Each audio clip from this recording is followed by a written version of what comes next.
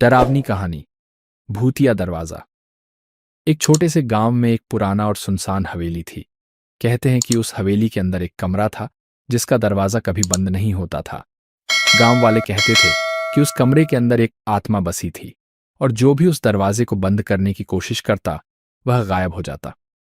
एक रात 3 दोस्त रोहित, अजय और विकास उस हवेली में अपनी हिम्मत आजमाने गए। उन्होंने गांव वालों की बातों को मजाक समझा और सोचा कि डरावनी कहानियां सिर्फ मनगढ़ंत होती हैं। जैसे ही वे हवेली के अंदर गए, वहां अजीब सी ठंडक और सन्नाटा था।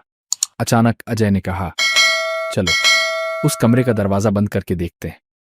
तीनों दरवाजे के पास पहुंचे और उसे जोर से बंद कर दिया। जैसे ही दरवाजा बंद हुआ, हवेली के अंदर की सारी रोशनी बुझ गई। अंधेरे में चीखने की आवाजें गूंजने लगीं।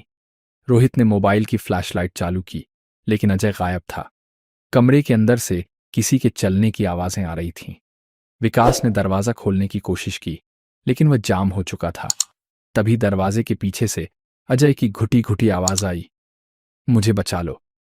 पर आवाज मानो कई गले से निकल रही थी। रोहित और विकास डर के मारे वहां से भाग खड़े हुए। जब उन्होंने गांव वालों को यह बात बताई तो उन्होंने कहा, जिसने भी उस दरवाजे को बंद किया वह कभी वापस नहीं आया। अजय अब उस कमरे का हिस्सा बन गया है। उसके बाद किसी ने उस हवेली की तरफ देखने की हिम्मत नहीं की, लेकिन हवेली के अंदर से हर रात किसी के चीखने की आवाजें आज भी आती हैं। समाप्त। अगर आपको यह वीडियो पसंद आए तो इसे लाइक करें, अपने दोस्तों के साथ शेयर करें और हमारे चैनल को सब्सक्राइब करना ना भूलें। बेल आइकन पर क्लिक करना जरूरी है ताकि हमारी नई और दिलचस्प हकीकत कहानियां सबसे पहले आप तक पहुंचें।